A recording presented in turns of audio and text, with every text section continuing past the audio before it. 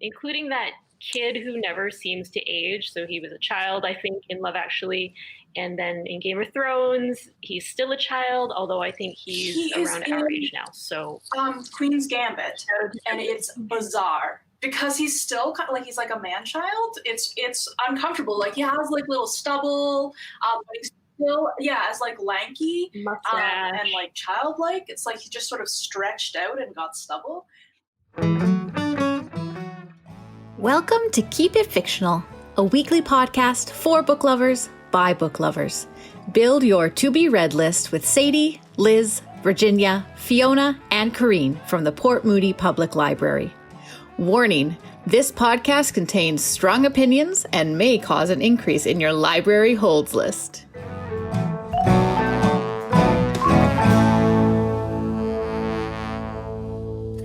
Hello, everyone. Welcome to another episode of Keep It Fictional with the Port Moody Public Library. I'm Fiona, and I will be your host today as we talk about Festive Reads. Yay! So we've left it up to interpretation as to what a festive read is.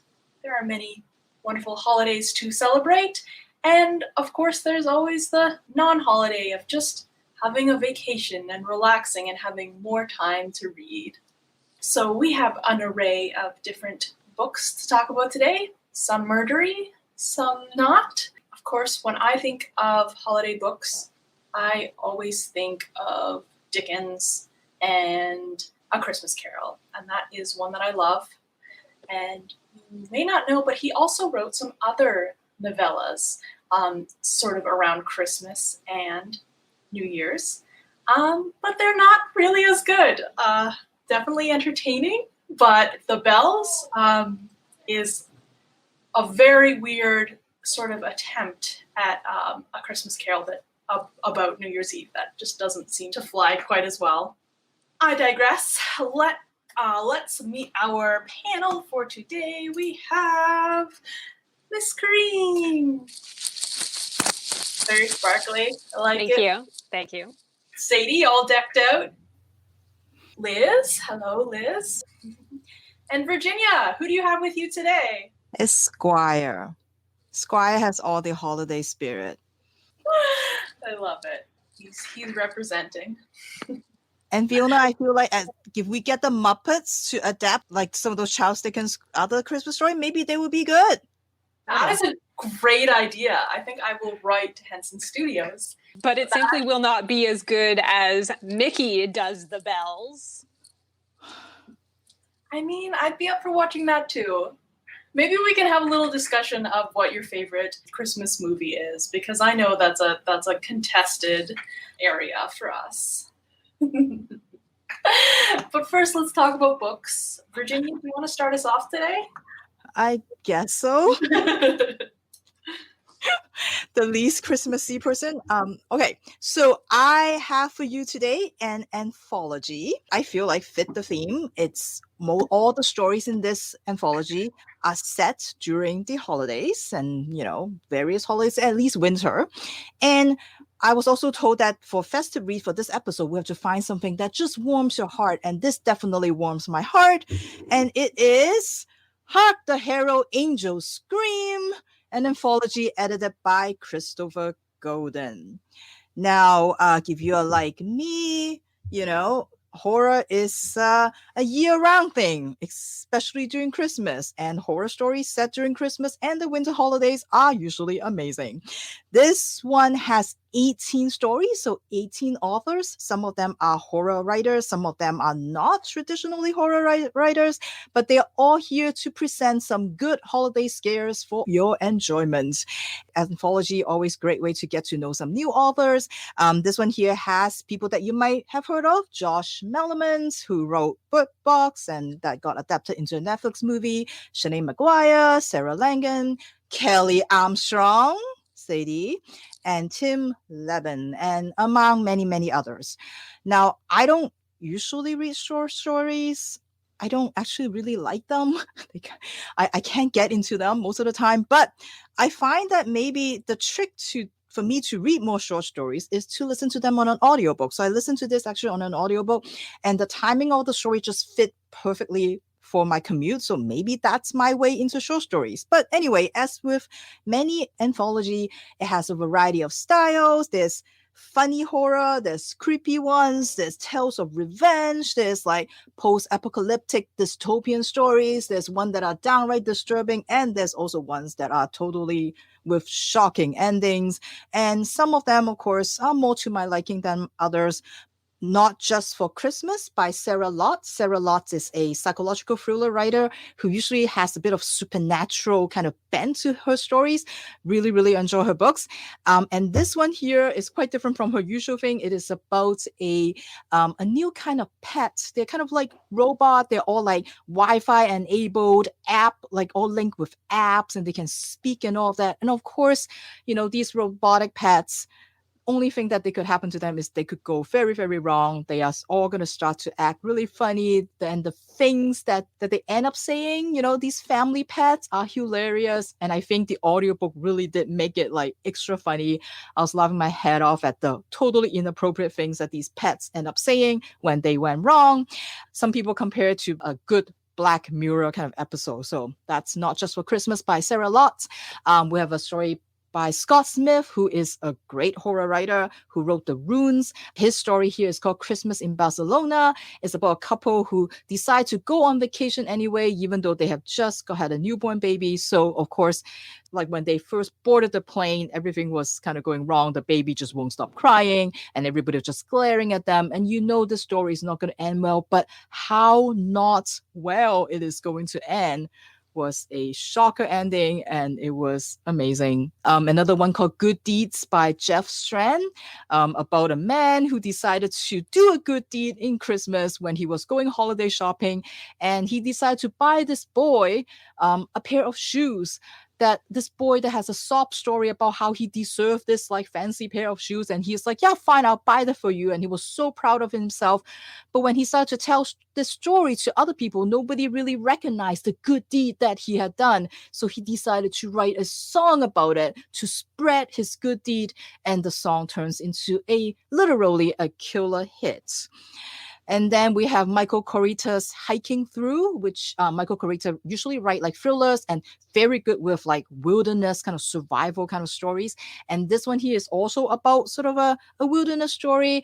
It's about a hiker in the Appalachian Trail who is meeting other hikers on the road, sitting by the campfire, telling stories, telling urban legends, and how he became one of the urban legend himself. But my favorite story in this collection is called Love Me. It is by Thomas Snigoski. And this definitely is because of the audiobook, I think, that really made this. It's about a guy who decided to give his kids the best Christmas. And so he decided that he has no money to buy them gifts. So he is going to go rob some old lady's house. But the old lady has a super surprise for him. And that refrain of the title, like in the audiobook, like it just goes like, love me, and it's just so good in the audiobook. I really love the narrator, the way he did it, and the story was just so creepy and so great. So if horror is something that you read all year round, even the holidays, if you want to get into the holiday spirit, I would highly recommend this collection of short stories. It is called Hark, the Herald Angels Scream, edited by Christopher Golden, and highly recommended on audiobook.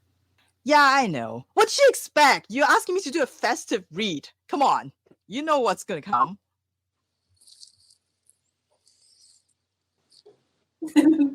I just wanted to ask if there were any stories about other winter holidays. Was there anything about Kwanzaa or no, they're mostly Hanukkah? Set. They're kind of set in during that holiday time. Like none of them were very specific. Some of them are specific Christmas, but many of them are just sort of set during the December time.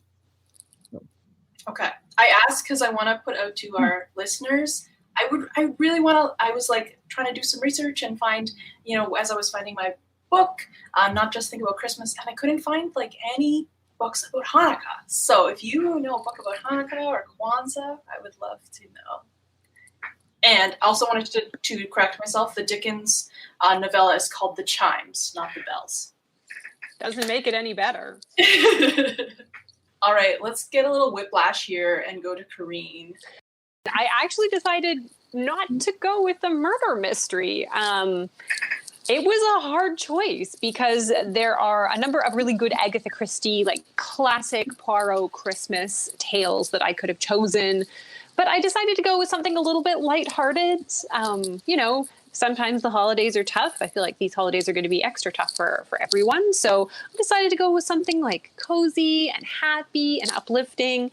And I chose the brand new book of Happy Narwhalidays by Ben Clanton. And this is, I believe, the fifth book in the series. It is the fifth book in the Narwhal and Jelly series by Ben Clanton, who also goes by Clantoons. And it is the story of two best friends, Narwhal and Jellyfish. And it's starting to get really, really cold, very, very shivery in their waters. And while Narwhal is perfectly happy with that and can just throw on a little scarf, Jelly, it's a little bit tougher for them to adjust. But today, Narwhal is very exciting because the Merry Mermicorn is going to be visiting the ocean, giving presents to everyone. She spreads sheer cheer and pure awesomeness wherever she goes. And Jelly is a little bit suspicious because the Mermicorn sounds pretty made up. But to be fair, Jelly did think that Narwhal was made up before they actually met them. This is a very, very sweet little graphic novel. It is perfect for fans of Elephant and Piggy or Jan Thomas fans. I'd say it's like a great book for grades 1 to 5. Like, I found it delightful as an adult. I really enjoyed the read. It was heartwarming. I got to think about waffles, which always makes me happy. And I learned all about underwater snow. So it can actually snow in the ocean. Yeah, it's true. Not actual snowflakes, but it kind of looks like snow underneath the ocean. So I had fun. I learned things. You get these fantastic, cool facts at the end, which are fun little science tidbits, which is just perfect for the younger learner. So yes, I heartily recommend picking up it's hard to say, Narwhalidays, as well as the rest of the Narwhal and Jelly books. Thanks, Corene. I love Narwhal and Jelly. It's like all the joy of Elephant and Piggy plus the like animal facts. It's so good. And it has a shiny cover.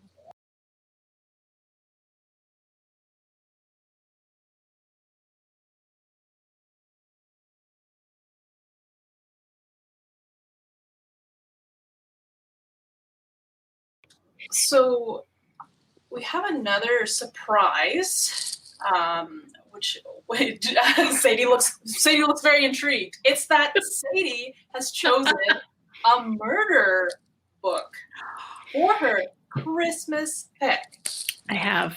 I was like pretty surprised just in general that you would choose a book with murder, but then also like at Christmas, because I know you're a big Christmas fan. I am. Yes. So my pick is a book by an author who I have read pretty much everything that this author has recently written. I have not gone too much into their kind of back catalog. I got into her books because she writes a lot of paranormal historical fiction and paranormal historical mysteries. Which is right up my alley. And so that is sort of how I got into her stuff. And this is one of the few ebooks that I consistently buy. And this is a new series that she just came out with. And it is called Murder at the Mayfair Hotel by C.J. Archer. She is, I believe, an Australian author. And I think it would probably fall more into the cozy mysteries type of genre. It's not super intense. There is murder in it, but it's not super gory. It's not super suspenseful or anything like that. So the story follows Cleopatra Fox, and it takes place in the year 1899. And it takes place on Christmas Eve. It starts on Christmas Eve. And so this is why I did select this book for our festive episode, because it does start on Christmas Eve. And Cleopatra has recently lost her grandmother. And she had been living with her grandmother after her grandfather passed a few years ago, and her parents passed away when she was 10. So her grandmother has been the only family that she's had for the last 3 years. And unfortunately, her grandmother has recently passed, and she has been told that she is going to go stay with her aunt and uncle at the hotel that they own in London. They are her only surviving family, and so as a young woman in Victorian England, it is up to them now to take care of her and to be her guardians. And so she goes from Cambridge, she goes to London to stay with them at this hotel. She doesn't really know what to expect. She's never met her mom's sister. All that she knows is that there was a big falling out between her mother's parents and her mother's sister when her mother decided to marry her father. And the falling out resulted in her mother's family, who was very wealthy, leaving her mother absolutely nothing. So Cleopatra, or Cleo, arrives at this hotel on Christmas Eve, not really knowing what to expect. She is luckily warmly greeted by her cousin Flossie, and as they are waiting for the lift to go up and see their room, she witnesses a bit of a strange interaction. There's a woman by the elevator who is waiting, a woman by the lift, and she's staring at 3 gentlemen. One is the assistant manager of the hotel, and 2 are guests. This woman looks very confused, and she is muttering to herself about how this person should not be here. This person does not belong. There is no reason for them to be here, and she's quite concerned why this gentleman is in the hotel. Cleo has no idea who she's referring to of these 3 gentlemen, and she kind of brushes it off. However, on Christmas morning, this woman is found murdered in her hotel room. Because Cleo had witnessed this interaction, she decides that she is going to look into this investigation a bit and see if she can determine who is responsible for murdering this guest, Mrs. Warwick. She becomes friends with some of the staff after one of their team is arrested for the murder, and they plead with her to help get him off the charge of murder. So she starts to investigate, and the book is about her investigation and the things that she gets right and the things that she gets very, very wrong, and the implications that those have on her life, her aunt and uncle's reputation, and the hotel, as well as the livelihood of some of the staff members at the hotel. So it's a very light story, as I said. It's a very, very easy read. It's under 200 pages. If you're looking for something that's a bit cozier, but you still want a little bit of a mystery, it is a very good pick. It has likable characters, it has unlikable characters, and with C.J. Archer's books, I always find that they're just nice, quick, easy, fun reads. So if you're looking for something a little murdery for the holidays, but not super intense, I would recommend Murder at the Mayfair Hotel by C.J. Archer. That definitely sounds up your alley. I can see how it would appeal to you, but I think that maybe especially Corene is also having an effect on us, because I've been reading Agatha Christie and I've been watching Murder, She Wrote, and slowly sliding into the murder can be fun and cozy. Can be fun and cozy. Maybe not to the person who was murdered, but to everyone else involved. Yeah. Like, who doesn't love a good Father Brown Christmas murder? Like, come on. Yeah. All right. Now let's take a pause from our books and talk about holiday sweets. What is everyone's favorite holiday sweet?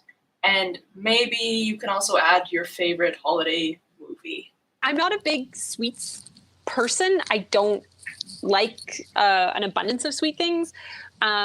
So my actual Christmas favorite, like the favorite thing to eat over the holidays, is Christmas oranges. I love them so much. I could eat a box of them by myself and then vomit, but then I'd still go back and eat some more. I love them so much. And they only come once a year, which makes them really special. And then my favorite holiday movie is, it's probably White Christmas. And it's because of the music and the choreography. And yeah, there's like, I usually watch it with the same people, and there's like jokes that we make all at the same time, or it's kind of like a Rocky Horror Picture Show where at certain points you have to say the certain things about it. So it's kind of like a little like fun ritual to watch. The plot is bananas, but that's fine. That's fine. Yeah, so definitely White Christmas. I don't think I've seen White Christmas. Maybe I will watch it. So fun. How about you, Liz? Asking me to pick a favorite holiday treat is like asking what's your favorite child. How do you choose? How can you choose? But I'm going to go with eggnog. As soon as it comes out in the store every November or earlier, it seems, we're grabbing a carton of eggnog, and there's always one in the fridge. Now, Liz, they do release eggnog very briefly for Thanksgiving. Are you a Thanksgiving buyer of eggnog, or do you wait until it's re-released for Christmas? If it is available, I will buy it. And as for a holiday movie, honestly, I don't really watch a lot of holiday movies. But I'm going to have to go with Love Actually. It's because it straddles that line between sappy sweet and also, you know, some of the heartbreaks that people find themselves in over the holidays. All-star cast, some of the who's who of the great UK actors, including that kid who never seems to age. So he was a child, I think, in Love Actually. And then in Game of Thrones, he's still a child, although I think he's around our age now. So Queen's Gambit, and it's bizarre because he's still kind of like, he's like a man-child. It's uncomfortable. Like he has like little stubble, but he's still, as like lanky and like childlike. It's like he just sort of stretched out and got stubble. You know whose face hasn't changed? Mario Lopez. I saw a Golden Girl episode of him as a kid being tutored by Dorothy, and he has the same face as he has in Saved by the Bells, and then also the whatever the Saved by the Bell now is he's got the same face. He has not changed. It's Saved by the Chimes now. Yeah. Are there holiday Saved by the Bell episodes? I feel like there must be. I feel like every sitcom at some point has a Christmas thing. At least one holiday version. Sadie, what's your favorite holiday treat? So I am actually, I think me and Liz are very similar. I love eggnog. I absolutely love eggnog. I do wait though. I do wait because it makes me think of Christmas. And so I like to delay that a little bit. So I'm usually a December 1st eggnog purchaser. And my favorite thing, which I'm currently drinking, is chai tea with eggnog in it instead of milk. It is the most delicious thing ever because all of the spices are exactly the same. And so it tastes so good. Corene's face is just... Brilliant, Sadie. Yeah, brilliant. Really good. I'm also a big peppermint bark person. So like white chocolate and peppermint, or the Lindt peppermint. You can get the white chocolate peppermint Lindt balls, which are really, really good. And then for Christmas movies, we actually watch quite a few. For holiday movies, we always watch Love Actually on Christmas Eve. So that is definitely one of our favorites. I'm a big Home Alone fan. Classic 90s Home Alone. And then recent addition is Arthur Christmas, which I think is absolutely hilarious. It's an animated film that came out, I want to say 5 or 6 years ago. And it has humor for kids. It has humor for adults. And it's about the second youngest son of Santa who is having to deliver a toy that was forgotten.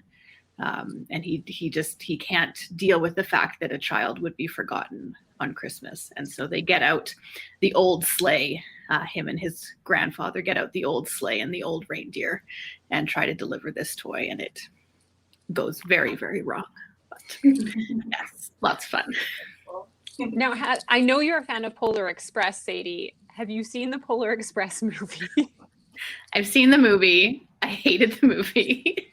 My mother has read me and my sister The Polar Express on Christmas Eve for as long as I can remember. We don't do it every year, but she will read it over the phone to us since we've been adults. And so that book has a very, very special place in my heart. I think my sister was given it for Christmas one year when she was 3.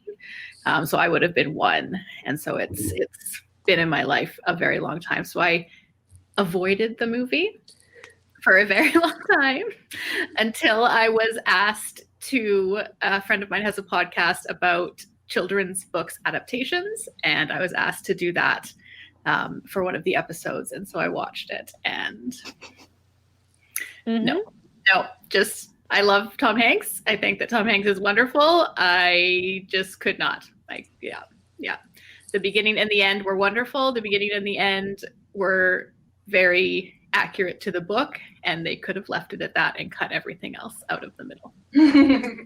But do yourself a favor and listen to the Hot Chocolate song on YouTube clips, because you will be traumatized beyond recognition. Do I want to? That's what the holidays are all about. All right, Virginia. At first, I was going to say eggnog latte. Just have to have one of those. But after Sadie mentioned the whole Lindt chocolate, white chocolate, peppermint thing, now there's that. And then also the popcorn, the popcorn with the white chocolate peppermint, also very, very, very good.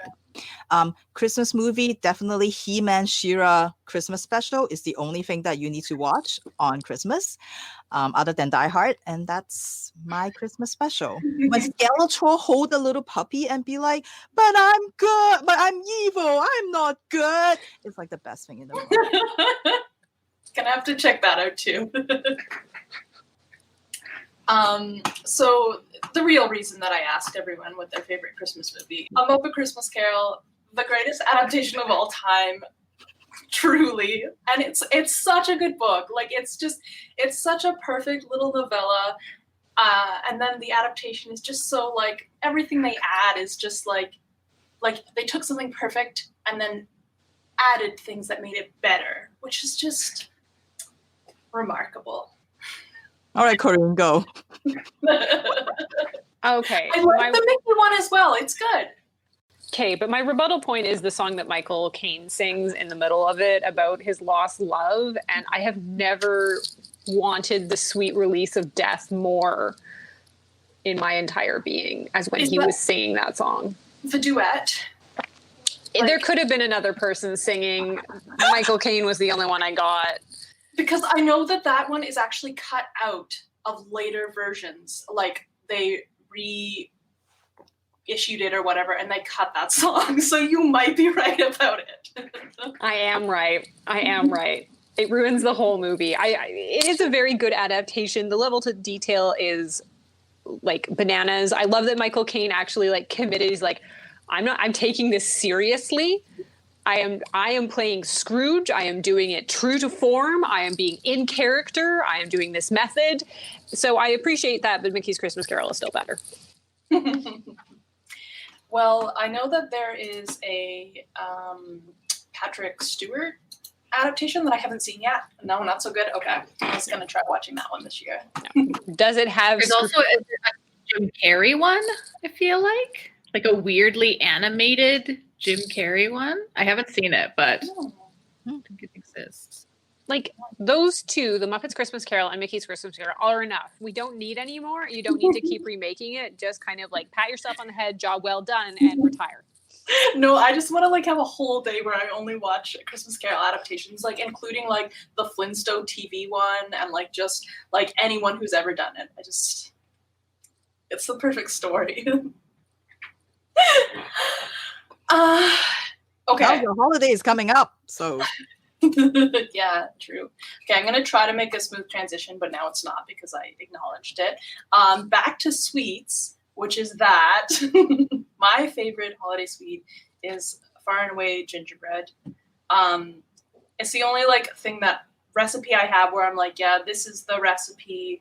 I'll make it every year. I feel good about it.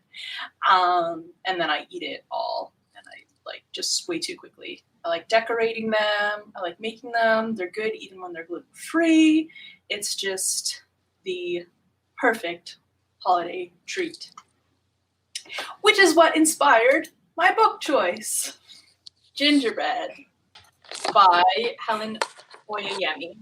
Okay, so this is the first of her books that I have read, and it was a trip. I picked it up not really knowing what her writing was like, and she definitely uses some absurdism in her books, which can be a little bit jarring. But it was such a good holiday read for me because it kept me really engaged. She sort of says, like, if you're willing to suspend disbelief, just sit back and I will take control. All you have to do is like be there for the ride. And that was really nice because it just felt so easy to sit and read this book. You have no idea what's going to happen, but like I say, you're just along for the ride. This book is about Harriet and Harriet's daughter, Perdita, and Harriet's mother, Margot. The first chapter may lead you to believe that they are semi-normal people and that this is going to be a nice read about 3 generations of women in diaspora, which is something that I really like to read about. But they are definitely not normal. They are of the Druhastana nationality, where Harriet was born and raised and Margot was born and raised. Now, there's a question worldwide of whether this nation actually exists or if it's just a myth. Now, of course, our characters are from there, they grew up there, they know that it's real. Margot was a member of a rich family who married a pauper, a farmer, and was disowned.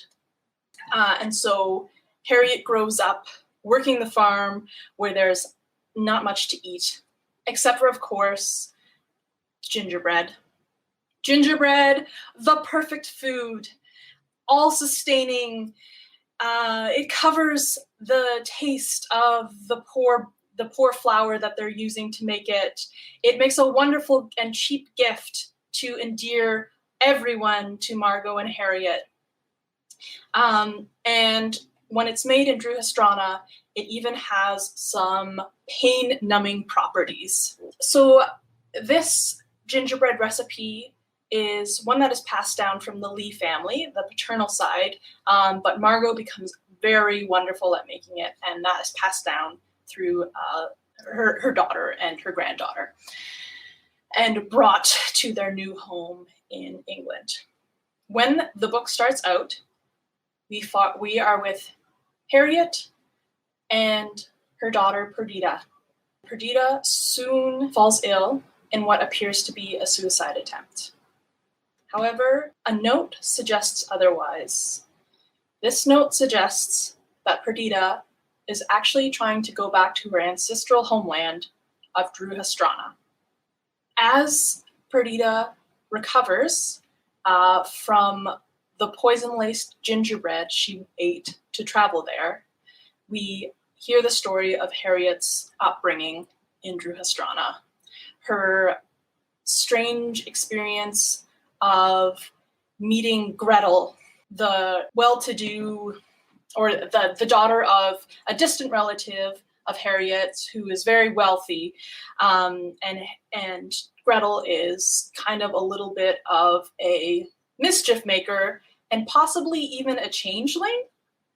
And Harriet finds her at the bottom of a well, and their friendship continues from there. Harriet also goes on a journey to the city to work as a gingerbread girl, which involves wearing a strange costume and hyping up this completely fabricated life of a farm girl. From there, we learn about Margot and Harriet's leaving of Druhastrana and moving to London, where they meet the family who will become their benefactors. It's bizarre, but like I said, it's just really easy to read. And I find that sometimes absurdist books can take away from character. Like they're more about making a point or moving through a strange journey, which this definitely is. But Oyeyemi's writing is just so wonderful and in the moment that no matter what she's talking about, I just felt captivated, and I felt interested in her characters despite the like randomness of the choices that they make and the weird things that happen to them without a pause to sort of really delve into them. Yeah, she's definitely someone who I'm going to pick up her other stuff. I know that one of her most well-known books, Boy Snowbird, is very highly rated. So I'm looking forward to reading that one. If you are up for something pretty strange, but easy to just fall into, I definitely recommend Gingerbread for this holiday season. I think it just makes me hungry. Very, very hungry. Now, do you have to have gingerbread next to you while you're reading it so that when you get those gingerbread cravings, you can just kind of reach over and... Well, it's a bit funny because that's what I was thinking, but then there's also like, you know, there's poison-laced gingerbread, and there's like, it's really like, gingerbread is more of like a vehicle and like, than like just a simple food in this book. So it almost like, I love gingerbread and I'm still going to eat it, but like I might be a little bit nervous when I have my first gingerbread after this. Just make sure it's gingerbread that you have made and like it goes directly from the oven into your mouth. So there's no time for tampering. I won't be buying any like authentic German gingerbread, like, you know, wrapped in mysterious wrapping that says made in Drupastrana on it. And again, because you're watching all that Agatha Christie, you know what signs to look out for. Mm-hmm. Yeah. All right. We still have Liz to talk, and I actually deliberately left you till last, Liz, because your choice just seems like the most in the spirit of of this topic. So out of character for me, right? Any of you who have been listening to or watching to our Keep It Fictional book chats are probably going to be surprised by this pick today, but it's such a great, heartwarming CanCon pick. So nod to you, Fiona, as our host today. And that is Christmas at the Vinyl Cafe by Stuart McLean. And one of the stories in there is Dave Cooks the Turkey. So for those of you who aren't familiar with Stuart McLean, he was the host of a CBC radio program called The Vinyl Cafe. Now, his background was that of an author, a journalist, and a humorist. And the Vinyl Cafe radio program was one that he not only hosted, but he also wrote. And it included stories, essays, and music. And he even took his show on the road and did live readings of his stories. All of these stories on the Vinyl Cafe center around this secondhand record store called, you guessed it, Vinyl Cafe, which is owned by Dave and his wife Morley. And the stories also revolve around his children and their family and their friends. So within Christmas at the Vinyl Cafe, there's all sorts of short stories about literally every aspect family who traditionally celebrates Christmas may encounter. So Christmas dinner, Christmas pageants. There's even a story about a Christmas ferret. But that's not what we're here to talk about today. Today, we're going to be talking about Dave Cooks the Turkey. Now, as anybody who has ever hosted a Christmas dinner or has tried to create that kind of feast for themselves at home may be able to relate, things do not go easily for Dave this Christmas. His wife, Morley, has been preparing for the holiday for months. She's in this club with other friends of hers, and they've been doing all kinds of Christmas crafts and putting a lot of handmade love into things. Dave makes a comment one day, closer to the holiday season, about 2 months out, about his wife's habits and hobbies, and kind of going, "Wow, you sure are into this Christmas club thing, aren't you?" And one day, Morley snaps. She is absolutely done with the family. She doesn't talk to Dave for a day or so, and he cracks and he says, "What is it?" And she explains that she's been cooking and cleaning and chauffeuring and shopping and doing all of these things for the family. And all she wants is to have a lovely Christmas, for everything to be just right. But she's doing this all on her own. So Dave, being a pretty bright guy, he offers that he will help her. "How can I help you, Morley?" And she goes, "Well, I'm going to take the kids to the food bank to volunteer on Christmas, but we still need to get dinner on the table." So Dave, either wisely or foolishly, offers to take care of the turkey that year. Well, sure enough, Christmas Eve rolls around. Dave and Morley head off to bed, and just as he's drifting off to sleep, Morley goes, "Oh, Dave, you remembered to take the turkey out of the freezer, right?" And Dave goes, "Oh, yeah, of course, absolutely. Yep, it's out already." No, it wasn't. So Morley falls asleep, and Dave tiptoes down to the kitchen, where he cannot find the turkey. He heads over to the chest freezer. There is no turkey there either. It is only then that it occurs to Dave that, maybe my offer to cook the turkey also included acquiring the turkey. So at that point, Christmas Eve, Dave is wide awake. He tries to go back to sleep. He absolutely cannot sleep, and he gets up at 4 a.m, makes a pot of coffee, and decides to go and find a turkey. I'm not going to give away the whole story here.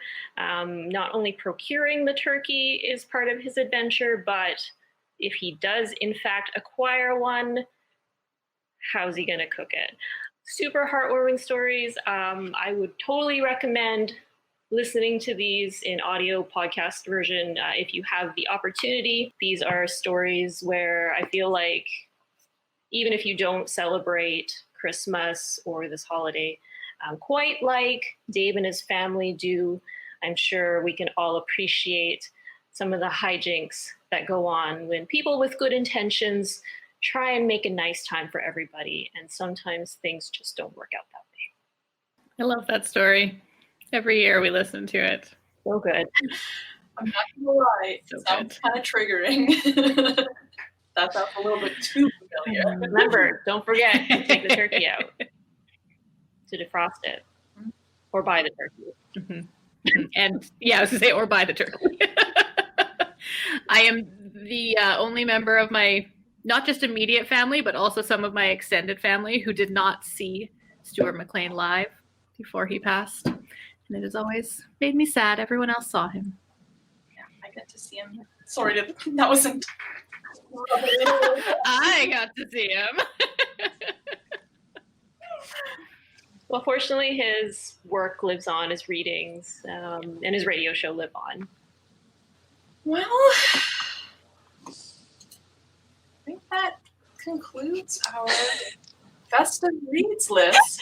It's like at the end of, like, on Christmas Day at about like 10:30, my dad would kind of stand up and say, "Okay, Christmas is over, go back to sleep. Holiday podcast over, go back to sleep." Finished. Holidays are done. There will be no more speaking of it. Drink your nog in silence. Definitely in silence. Does that stuff have eggs in it? Does it really have eggs? Yeah. Oh. It was just eggs and cream. Oh. And rum if you choose. I have tried vegan eggnog once because the idea of drinking egg was too much for me. I made it about a half of a teaspoon in, and that was too much. The coconut, there's a coconut milk one that I don't mind as well. All right. Well, I'll try to find some of these festive reads and sit down with a glass of coconut egg noggin. And yeah, that's I think that will be a nice way to celebrate. And we hope that everyone out there also has a nice reading holiday in front of them. Happy holidays, one and all. Thank you for listening. If you like our show, please tell a fellow book lover about it. You can find a list of all the books we discussed in our show notes. Join us next week for another fun book chat. Until then, keep it fictional.